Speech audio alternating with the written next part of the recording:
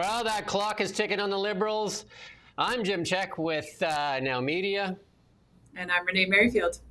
And that's what we're going to talk about today. The clock is ticking on the Liberals. Lots of stuff going on. Parliament's about ready to get back into session. Big European trip. Albertans starting to get anxious and all that and a lot more here on Beyond the Ballot today. Absolutely. I can't wait. Yeah, I know you said last week, every week just feels so full. I really appreciate that you are a media outlet that's drawing attention to all of these stories throughout the summer. Usually the summer is when all of the journalists take time off and politicians get kind of a carte blanche to do whatever they want. And I appreciate that you've been holding these different levels of government to account and definitely staying on the stories.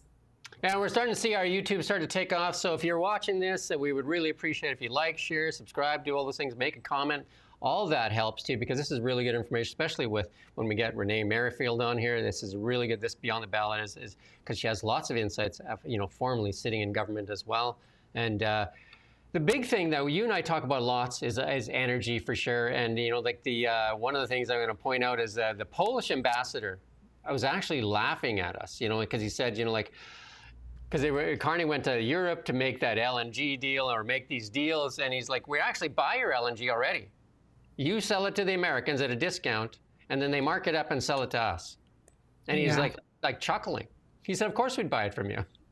I watched that trade mission with some level of intrigue. It was brutal. It was so bad. I mean, Carney basically was played with the reporters who were asking, like, we're not looking for something 5 years down the road. What can you do for us now? The Polish ambassador is like, yeah, we already buy it from you.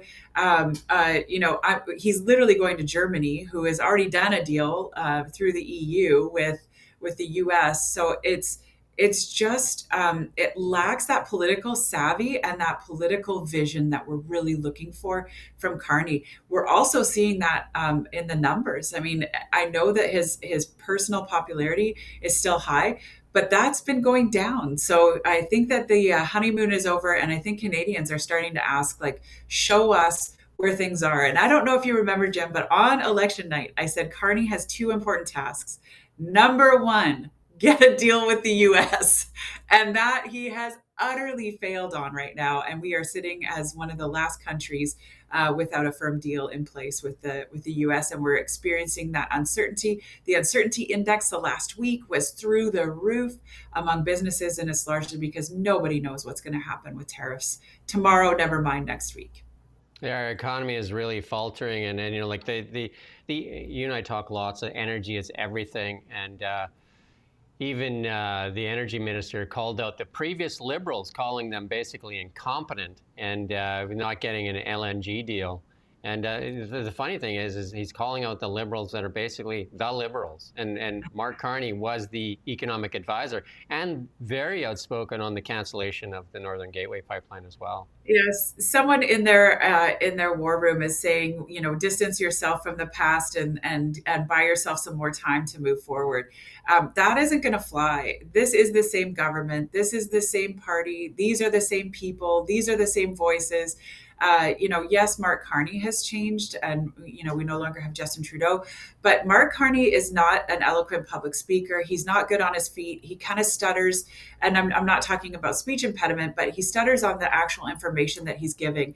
And so I don't think that this is going to bode very well for him, as he goes into the House in the next few months, especially because I would bet on it that the Conservatives are getting their attack dogs ready.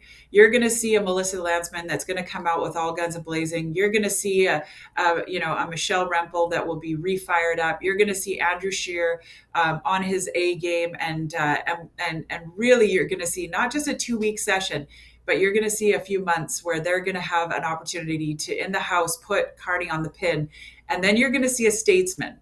They will have told Pierre, you are not going to be one of our attack dogs. You are coming in as the statesman. And he will be asking some very important questions. And he'll start to telegraph what the government in waiting, the Conservatives, will be doing for their platform. So I think it's going to be a very interesting fall session. And if I was Carney right now, I would be very nervous about what is being prepared for me. They've under-delivered on their promises so far. Now they're promising this list come Parliament, when they open session, which is what, a couple weeks away really now, right? So they promised this list, and they've under-delivered on many of these promises. He promised the deal, I think it was in July with the Americans, no deal, nothing happened. They promised some projects and stuff like that, nothing. All these things have been kind of like not delivered. And Danielle Smith had a list that was a mile long of things that needed to happen for Alberta, and none of those have happened so far. I mean, I think she was calling for the repeal of Bill 69, C69, the BC tanker ban, scrapping oil and gas emissions cap, the EV mandate, reverse plastics ban, cancel net zero, return the carbon tax back to provinces, guarantee energy corridors, no export taxes on oil and gas, and equalization subsidies in the long list, stop energy censorship, and all that, and nothing. None of those things have happened. I would say, though, that the energy minister is probably the most serious of the Liberal MPs, but still nothing, though. That energy minister is going to be rendered neutral by the rest of the caucus unless some of those laws are repealed or amended significantly to basically neutralize them. Carney is not going to get a pipeline project through with Bill C-69 and Bill C-45 still enacted. Those are not going to, it's just simply impossible. The EV mandate, I mean, you're literally seeing, people buying cars from the States and bringing them up over the border. You're going to have a huge amount of car manufacturers moving to the States because they already have plants down there. It's, we're going to see a huge migration, and this is not going to go well for Carney. So he doesn't have time.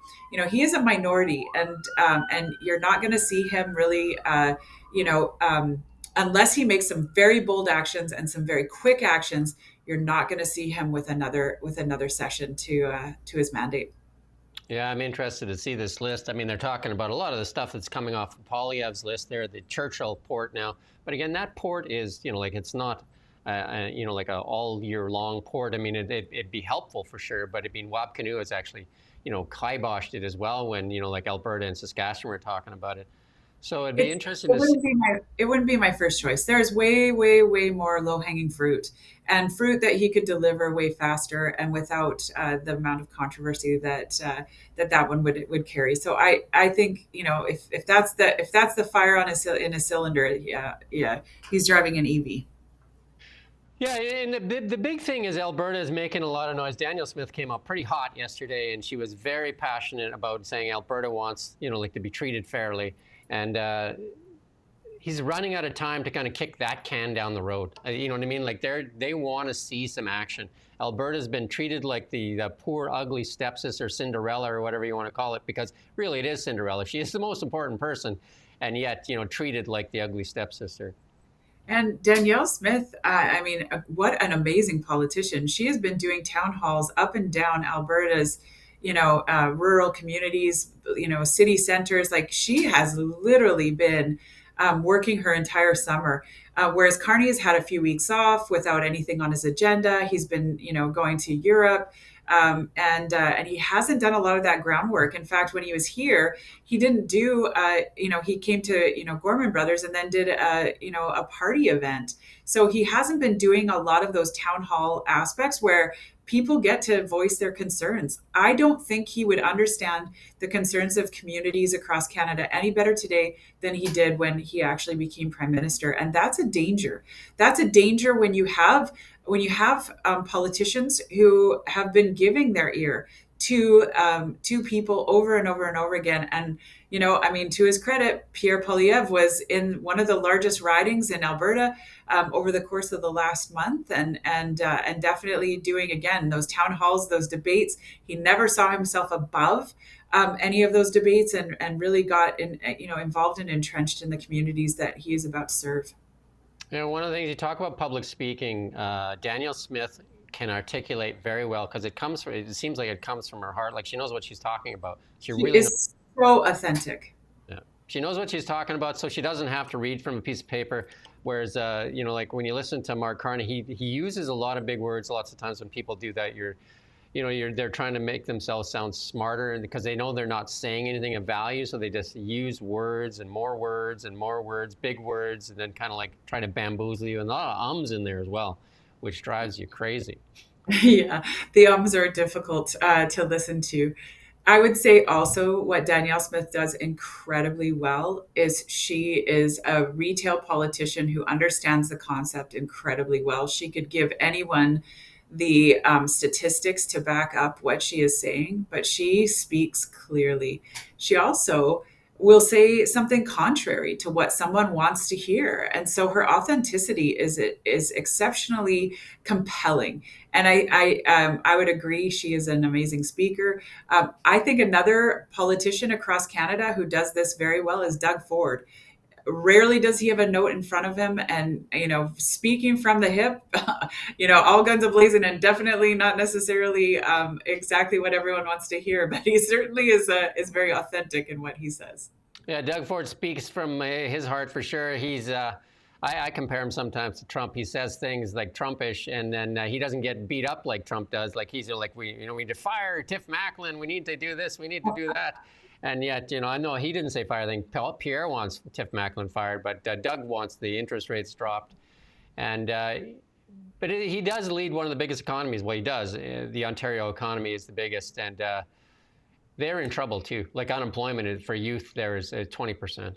Yeah, Ontario, their economy is on its knees. Housing is a big driver for them, and housing has ground to a halt. Any projects that that were started, they might be trying to come to completion. They've got 30,000 units, which is a huge glut in their downtown core, and they do not have buyers coming. So it is a very dangerous place for him to be in right now. And for the Ontarians, they don't have a lot of hope on the horizon. There aren't new industries coming to save the day, and I think that this is a season where Doug Ford might find that interest rates are the be all end all, but there's a lot different that needs to change before interest rates alone would have an impact on the housing market. Yeah, and you've talked about this many times. It's that capital outflow that's the big thing. It's that investment capital, and it's fleeing Canada, including Mark Carney, Brookfield, and his own personal assets have fled Canada, and we're seeing that outflow. Pierre Poilievre points it out many times. Imagine if the media, the government-funded media, the legacy media here in Canada treated the Conservatives fairly, and asked and held the Liberals to account. What a different Canada we would have. Yeah, you and I've had that conversation many times about just what it means for media to be neutral and to try and really uncover the stories, and how holding politicians and political parties accountable is one of the main jobs of any media, and we're not seeing that right now. It's just not happening, and I don't think it's going to happen anytime soon, especially with Carney at the helm, increasing the funding to some of those large media outlets. So I just don't see it. I just don't see it coming to fruition. And in the meantime, it is going to be the voices that are hitting social media channels, that are hitting the YouTubes, that are hitting, the Twitter accounts, Twitter accounts. I think it's going to be those that we actually see, going forward. And I'm actually very appreciative of those that have enabled that to happen through very large dollars. $40 billion that Elon Musk spent for Twitter, now X. Just to open a voice, just to make sure that there was a place that could be heard. And I have noticed such a change on the algorithm in some of those tweets. I mean, Ravi Kalin talking about elbows up this morning, and his ratio on the comments below were just decimating. I'd say out of 300, 290 of them were negative. So I do know that Canadians have had a little bit of, enough of this, and, just holding back U.S. booze is not going to make a difference for BC. Yeah, I would say Elon Musk may have well saved the world and democracy with what he did there, because I mean I did a really good interview with the lawyer for Amy Ham there, Lisa Bildy, on freedom of speech, and she explained it so well that Canadians need to go watch that, because it really explains it well. Because the big key point she made was the Americans export their culture wars. We see it in a whole bunch of different things. They export all their culture wars, and they have almost absolute freedom of speech with their Bill of Rights there in the First Amendment. But Canada is different, and Canada has a Charter of Rights. And she said, we have this, she read this paragraph off, and she said, what our governments have been doing is trying to tighten the noose on this, our kind of like our freedom of speech, because they call it guardrails, and they keep putting tighter and tighter guardrails, and that's why they've been able to kind of suppress a lot of, that's why they're trying to do the Online Streaming Act and all these things, even on the Online News Act, all these different things that curtail freedom of speech, which she said is happening, like if we see what's happening in the UK and in Europe and that, so it's a completely different thing. We should be fighting for more freedom of speech, but most people think they have the First Amendment rights, which they don't have here in Canada. And I think it's dangerous. I got lambasted for a tweet once about, democracy. And I said, when you no longer allow disparate voices at the table, you no longer have democracy. And I don't think that Canadians understand that those disparate voices is a fundamental need for democracy to exist. And by silencing it, whichever party is in charge at the time is the benefactor and is the one that is trying through cancel culture to really reap the reward of creating a unified voice. Unity doesn't come from silence. It comes from consensus. And I think that that's a real mistake of governments over the course of the last decade. It's a weapon that has been used against anyone that is antagonistic towards governments.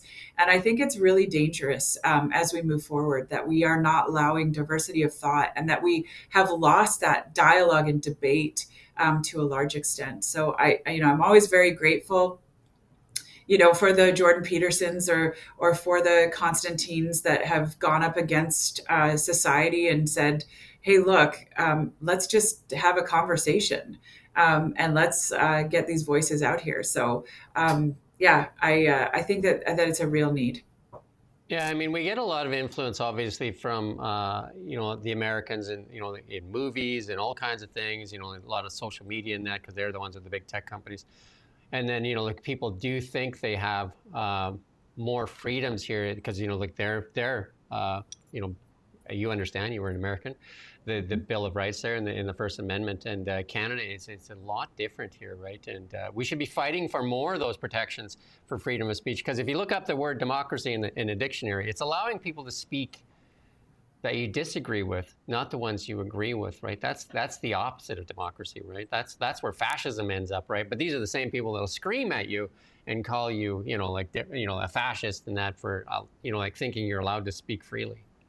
And I think it's all a distraction. I think that honestly, these types of conversations and these laws take up time and take up space and don't get us to the place that we need to, which is trade, which is economy, which is housing, which is healthcare, which is education.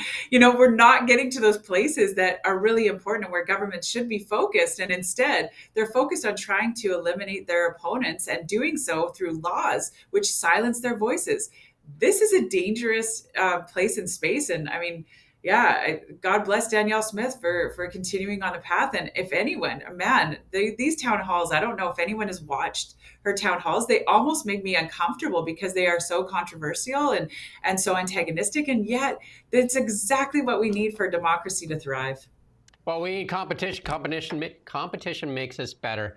And you sat in government, and for the most part, most politicians realize it's about the economy. Stupid. That's the old saying, right? Like it's about families putting food on the tables, about getting, putting gas in their car and, getting an education for their children, buying housing and all that stuff. And we've been distracted with so many other issues that have nothing to do with the economy. Well, they kind of we've seen government bloat both in British Columbia and at the federal level. And we've seen bonuses. We played a clip here where, the Bank of Canada gave themselves $20 million worth of bonuses while they sat over some of the biggest inflation in Canada and doled out money to Justin Trudeau like he was his piggy bank, his personal piggy bank, and no accountability. Most people would think that Tiff Macklin should have been fired for his comments that he made during COVID there. So the Canadians go out and take out that mortgage, rest assured, You can take out that mortgage. We will not be raising interest rates in the foreseeable future. How many people are stuck in that trap now as the mortgages start to renew? Yeah, it's a really and that I don't understand. I don't understand how you can be giving up bonuses when you know the fundamental purpose that you have is to hold inflation down, and you completely betrayed the Canadian public on that front. So I do think that that was a huge and utter failure. You know, I'd love to see their STIP and LTIP programs to understand how they could actually achieve those financial results in order to actually get those bonuses. What I will say is also, you know, we talked about failures of this Liberal government. Those immigration numbers that just came out are pretty scary. And this is a government that said they were going to hold those to, you know, that 200,000 level, and they are way beyond that right now. And you know, the asylum numbers as well. You know, we've got over 200,000 asylum seekers that we are currently paying for on a monthly basis. This is a huge number. I'll remind us all that when Justin Trudeau was actually elected, he said he was going to bring in 25,000, asylum seekers. So we've got refugees. We've got a really big issue at hand here, and I don't see that slowing down. That the Liberal government just has not got that under control yet, and that was one of the big promises that Carney made. Yeah, we did. That was our theme of the show this morning on the Really Big Show, was that the immigration numbers and its benefits the few at the expense of the many. We've seen like access to health care. We've seen an increase in rental costs. We've seen like inflation. And also suppression of wages and all these things with this out of control immigration. We're seeing now colleges laying off, en masse, because they ran their whole business model based on immigration, right? You know what I mean? So basically, it was a way to buy your way into Canada. And then, like there's a march, I think, yesterday in Ontario. There, they're saying, good enough to come here temporarily and work, but now not enough to stay. So there's a lot of people that are, worried they're going to have to leave now. But I mean, there's high crime. There's all kinds of things. Our system is not set up to take that much in at like that short period of time. And this whole belief that once you're here, you get to stay is a very odd one.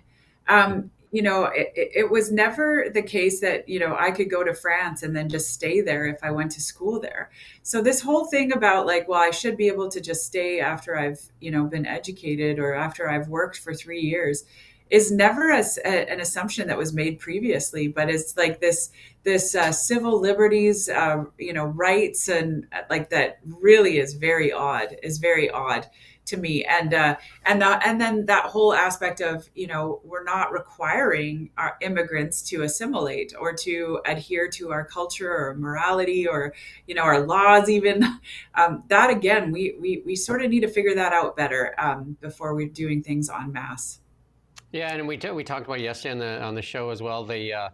In Vancouver is a sanctuary city, and a lot of the immigrants, or a lot of the homeless shelters is taken over by a lot of the immigrants, and yet they won't disclose those numbers because they say they're protecting. It's a sanctuary city. They won't disclose that. So, like there's a lot of Canadians being displaced for many, many reasons at the expense. Like again, like you talk about your kids, like getting a house and doing different things, even jobs and all that thing. It's tougher and tougher. Unemployment rate for youth in Ontario is in the 20% range. Wow. Well, and I think that unemployment rate across all of the different provinces is very high.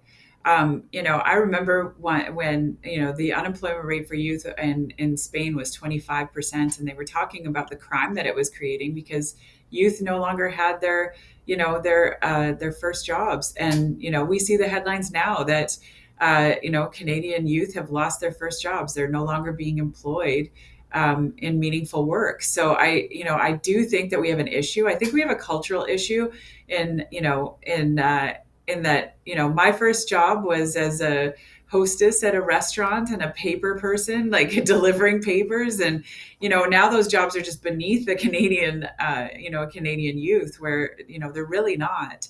We need to kind of get back to the fundamentals of what job growth looks like and what meaningful work looks like and how to get that experience and how to show your worth. And I think that we've got, some work to do societally, but we also have some work to do with immigration numbers so that we actually have those great jobs for our youth.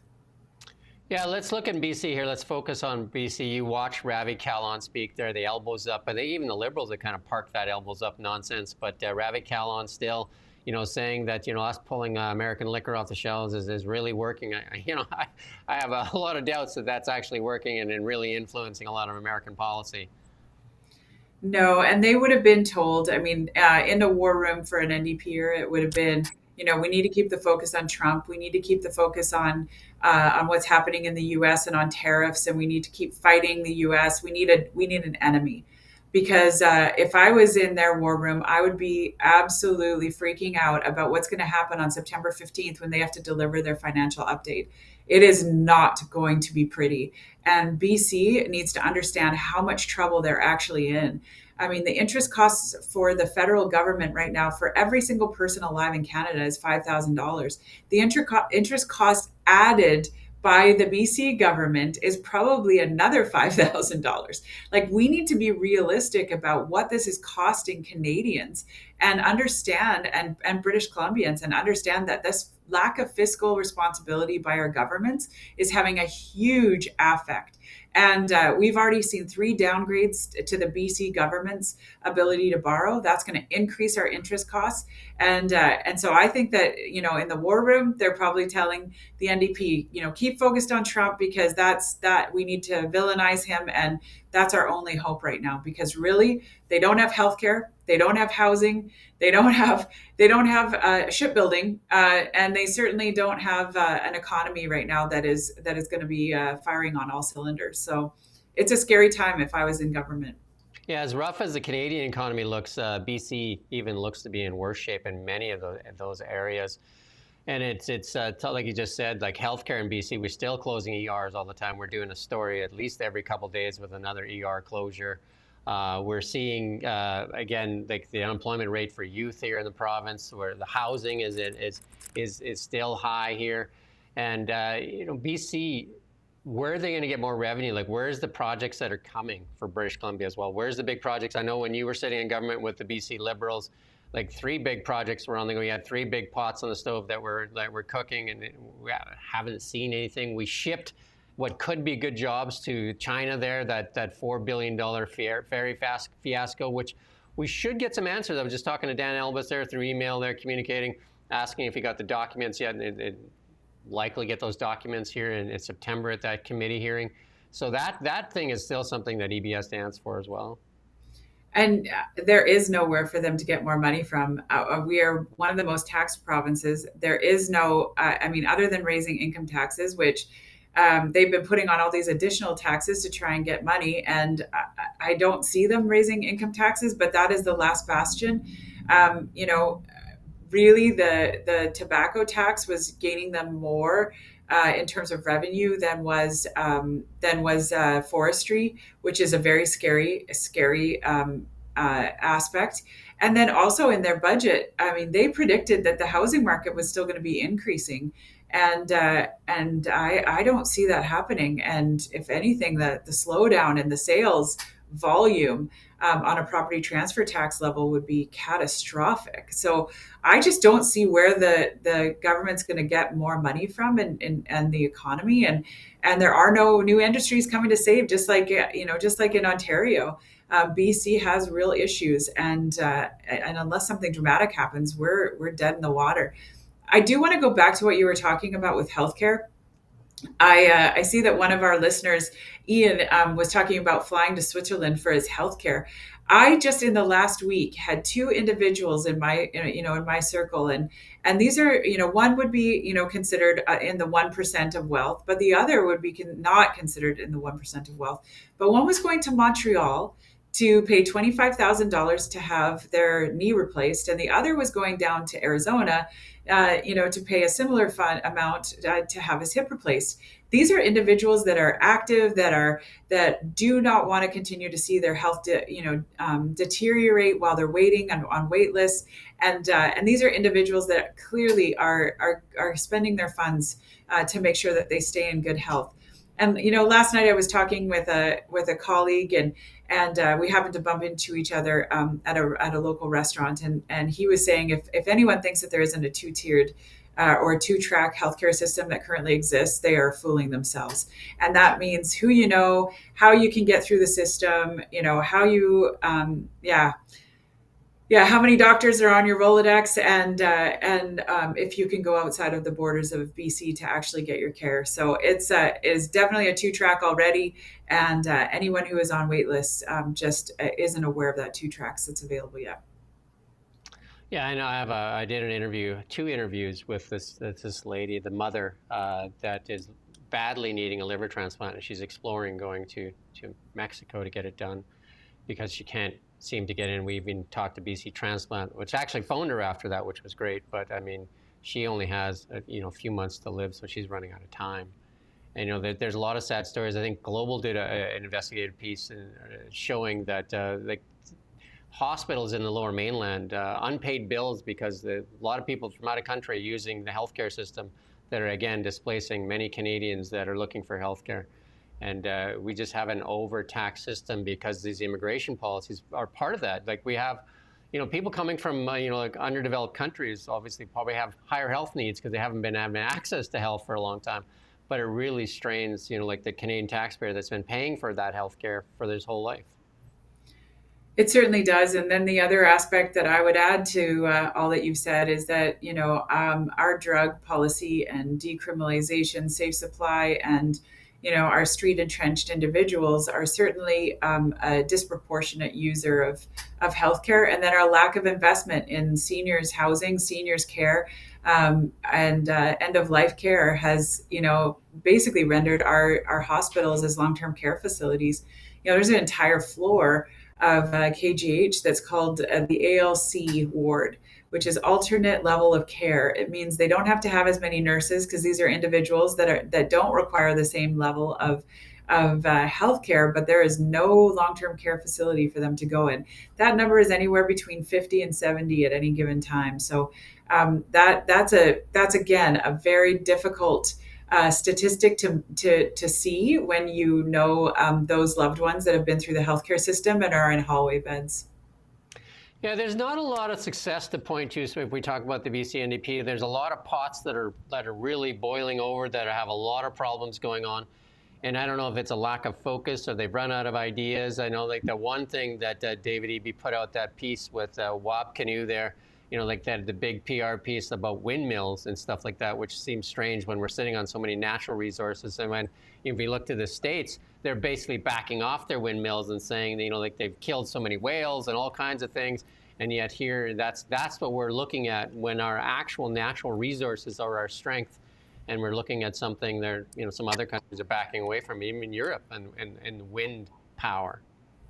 Yeah, there's always a trade-off, right? Every aspect of energy has a trade-off. You mentioned the whales. There's also the birds and the aviary impact of windmills. If we go to solar, there's huge soil impacts. You're seeing some of the European countries with huge complaints of rendering their agricultural lands inert because they literally are stripping all of the nutrients out of the ground because they're not getting the sunlight when they're covered with solar panels. So there's always these trade-offs with renewables. It's not like there's a perfect story and a perfect solution. So I think the solution is in the and, but I also think the solution is in the cost. And, we talk about energy as everything, but I also talk about, low cost energy or cheap energy is prosperity and is equal to prosperity. You look at the most prosperous nations in the world and they all have access to very inexpensive energy for their citizens. So, when we are sitting on so much energy, it makes no sense that we are withholding that from our actual residents and citizens, and in doing so, withholding prosperity. We've had a 20-minute conversation about how dire our economy is right now in so many different areas, and that could all be turned on like a light switch if we actually got serious about an energy policy and about being the energy giant that we should be. We should have a roundtable with all the other world leaders in the room and say, like, why is Canada squandering its riches? Because, I mean, no other nation would do it, I don't think. None that I know of that are squandering their riches like Canada. Canada's second largest landmass, probably the richest resource nation by diversity, and yet we squandered. That's probably why that Polish ambassador was basically laughing. I was just going to say they are saying that. They are doing that. You know, when Japan comes to Canada and asks for LNG and we turn them away, or when Germany's chancellor comes and or prime minister comes and we basically say we'll give you hydrogen instead, you know, that we haven't even built or provided for or have, you know, like, and then they go to the US. That is exactly what they're doing. They're saying, what is Canada doing? Canada is squandering it. And then when Carney goes back and starts to beg, that just looks ridiculous because we don't have the resources. We don't have the assets. And in fact, we're selling to the one, you know, the one trade resource that we do have, and not doing well for ourselves in doing so, and in limiting the number of trade partners that we could have. It's absolutely just this shocking, like, you know, it's like having this huge buffet table over there where it's all this food and then your population is starving. And then you're saying, you know, somebody says, why don't you let them eat? And you say, no, no, no, we don't eat that stuff. That's no good for you. Yeah. Yeah. It doesn't make any sense. And, you know, I just don't know how that'll change, especially in British Columbia. Like, I watched the piece on the wind stuff, and like from experience in politics, like when a mine gets put into place, they actually have to put in reclamation. They have to have that's part of the cost. Like, you know how, but there is no reclamation for taking down a windmill when it, you know, falls apart and stuff like that. They don't have to build those costs in and stuff like that. So there's a lot of advantages in the wind stuff, and it's, you know, some of the most expensive energy by kilowatt hour. Yeah, it is very expensive, and also the, you know, the renewable cost is not often measured in the, you know, in what has to be recycled. Oftentimes, even when I would ask a question in the House on certain bills or in debate, you know, the response that would be given to me saying, well, what is the absolute cost in terms of what it's going to cost us to create and to destroy the products once they have reached their life cycle? Oftentimes that was not contemplated. The answer would be given, well, by the time that starts to be an issue, we will have a solution. Well, that's not a plan. And that, you're right, we wouldn't let a mine do that. We wouldn't let, you know, an oil, drill do that. We have to have reclamation, not just plans in place, but bonding in place. Costs We too. The have, costs are in they, there. yes, the costs are in there, and they are rendered in cash. So that is a huge cost to those industries, and to not see the renewables with that same level of diligence, I think, is a mistake and could end up with a really big environmental hangover for us in perpetuity. I think people need to watch that David Eby clip again with Wab Canoe about, you know, like the windmill thing, and then put it in your frame of mind of what we're sitting on for actual natural riches that were bestowed upon us in this country, and that we're going to focus our energy on something that is nowhere near as rich for our citizens as what we have beneath our feet.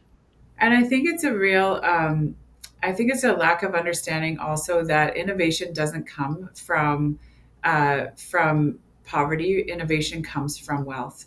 And you're not going to reach the renewables aspect without actually first having cheap energy available and prosperity for your people. So, you know, it's not like we see a lot of, you know, third world nations jumping right into the renewables, you know, space. They're going to, you know, what is readily available to them at inexpensive pricing. Sometimes that is cow dung, sometimes that is coal, sometimes that is, you know, is natural gas. So we don't see, we know that the more prosperous we are, the more we can innovate to actually lower our emissions and our carbon footprint. But without that prosperity, we are simply going into farther and farther debt, which is exactly where we have gone federally and provincially over the course of the last decade. Pierre Poilievre is pointing out that clean fuel tax that's coming in. He's calling it carbon tax 2.0. I mean, that was another one of those Trudeau Easter eggs that's been hiding there as well.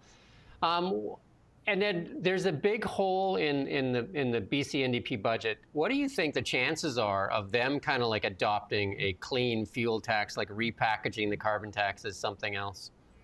Well, they already have a fuel tax. I mean, the EB government has a provincial fuel tax that's about 14%. It's very costly, and it was one of the things that when I was in government, we pushed really hard on is even if there is a federal carbon tax, get rid of the fuel tax that the province has. That is unique. It's one of the reasons why you can cross the Alberta border and buy your gas for 30 cents less a gallon or a liter, sorry. So I do think that there's already that. For EV to try and increase that would be really difficult. We have a renewables fuel tax as well that has to have a certain amount of renewable fuel in our in all of our fuel that's provided. So there is a huge amount of cost that's already in all of our fuel, and I can't see EB raising that without some huge backlash and without being really seen as disingenuous. But that $4 billion carbon tax hole that he's got to fill right now is going to be a big one, and I'm not sure exactly how he's going to do it. The other thing that the EB government has gone very quiet on is Clean BC. I mean, that has basically fallen off a cliff, and nobody is talking about it anymore. So, I mean, that is my hope. BCBC's chief economist David Williamson and Ken Peacock have written another paper about just how dangerous that is. Jack Finlayson was out on that again, just talking about how EB's talking about the tariffs, but if the BC or sorry if the Clean BC plan is actually enacted, it will be 3 times worse than what all of the tariffs combined would do to our economy. So we definitely have a huge headwind ahead of us, and I wouldn't call it tariffs from Trump. I would say it's EB's own policies. Let's finish up with this one. You're a big fan of Sam Cooper. He's done another really good story there on the fentanyl super lab that was taken down by the RCMP here in Falkland. But according to his reporting there, that was actually a lead from the DEA, and this fentanyls are, I mean, there's a whole bunch of mix up in there, and it's apparently that the RCMP really wouldn't share information with the RCMP, or sorry, the RCMP wouldn't share information with the DEA and stuff like that, and they were kind of dragging their feet on it. It was them pushing for that bust there in Falkland. And also this fentanyl czar came out the other day that was appointed by Trudeau saying, I don't have any power. Yeah, I think that, I mean, I do love Sam Cooper because I think he gets the stories and he's giving the documents. He's giving the receipts on what is happening and on why the US is so upset. We have a huge issue. And, the fact that we are denying that we have a huge issue does not change the fact that we have a huge issue. Fentanyl has come into our borders. It's even one of the reasons that you don't see the same level of drug addiction in European countries. They don't have the same fentanyl issues. Their ports are much more secure. They have far more policing than what we have. And so China has seen or China's drug industry has seen a very easy entrance to Canada and to North America through our Vancouver port. And without changing that, we're not going to see a difference. What Sam is drawing attention to is actually how bad it is and how much the US is aware of it. And so it's their agencies that are really, creating more awareness for us as Canadians. But I do have a good friend that worked for CSIS for a large number of years, very high up. And he took his retirement as soon as he possibly could. And it wasn't because he felt like he was done. He ended up taking other employment elsewhere. But he said, I was so tired of getting all of the information, of doing all of the reconnaissance and all of the sleuthing, and then not being told to stand down when we were actually going to do a bust. And I don't know why. That's the next question that I'd love to see Sam Cooper, answer is why does the czar think he doesn't have power, and why do the RCMP not want to participate with the DEA? Like, who is driving that bus, and who is the voice that's telling them to not move forward in that way. So I think there are some more questions, and I hope that Sam stays on this issue, because man, he has investigative journalism powers that are second to none here in Canada. Yeah, Sean Fraser was meeting with Pam Bondi in Washington there, and there's a photo op. They love the photo ops. He's got this photo up there. He's got his pen out there, and he's like, saying we're working with our fentanyl czar, which is ridiculous because just the day before the fentanyl czar says, I have no power over the police. Like, I have nothing. So, yeah. Basically pointless, and yet he points it out as in this big photo op there. And it just really shows how weak that is but the photo ops continue, which is, again, Sean Fraser, former immigration minister, where's immigration at? A mess. And then former housing minister, where's housing at? A mess. And now he's the justice minister. But the big point that I want to make in that is, if you have the will, there is a way, because we're seeing this example right now play out in Washington. They basically swarmed it with lots of law enforcement and then swarmed it with National Guard. And even the mayor, who was very, very reluctant at first and very anti-Trump at first, has come out in a press conference that we didn't play in today's show, but I wanted to, was saying thanks for the help, because now people are going to the restaurants, people are walking the streets. There was tons of people that were saying, and lots of people of different ethnic backgrounds and stuff saying, I can walk the streets, I can wear my bling, and I'm not worried about getting mugged, carjacked, and all these things. Even the reporters in the White House saying, she says she wants to be able to pack because she had a gun held to her head. And she said, the difference between now and 20 days prior is huge. And the point is, if you make it a focus, you can make change. Absolutely. And we've seen that happen in other cities, in other countries around the world, where they have taken a stronger approach, where there has been a stronger police presence and stronger laws. It does introduce greater safety. And anyone who's traveled to Dubai, which I have not had the privilege of yet, but have friends that work and travel to Dubai quite frequently, and they're the first to say it is so safe. I can walk at any time. I could go for a run at 4 a.m. and I do not fear for my life. I don't fear any crime. There are so many places that have done a great job of their policing efforts, and it doesn't have to be a complete communist regime in order to really have laws that we all agree upon. And what's really concerning to me is that I'm seeing the laws enforced on people differentially, depending on race and depending on cultural background, and leniency given where there is a cultural difference, which I think is a dangerous precedent to set, and a really dangerous place to go for Canada. I think I'd like to leave people with this. They lots of times politicians will stand at the podium and say, well, we can't do anything. It's like this all over the world and stuff like this. They choose chaos. They choose chaos because they refuse to enforce the laws that are already here. They refuse to do things to keep you safe, because there is a will. There is a way if there's a will. And you need to stop just listening to them tell you that there is no way to deal with it. Like, there is a way to even help in this fentanyl crisis. Like you say, other parts of the world aren't dealing with this, right? Yeah. But we're choosing to continue this way. There's a lot of cases like that Sam Cooper thing, that we're choosing this for some strange reason. We choose chaos. Yeah, agreed. That's it for today. How's that? That's a lot that's covered off. Lots of nice compliments there. Again, people say, they're appreciating what we're doing here. So that's great. Thank you so much for listening, and thank you so much for being a part of the conversation, and thank you for being a part of democracy. It only happens when we bring all the voices around the table. So thank you. Again, thank you, Renee, and we'll see you next week for Beyond the Ballot. And we're getting closer to Parliament, so we'll have lots more to talk about, although we're finding lots to talk about anyway. So Indeed. Until then, we do thank you for watching Now Media. Thanks so much.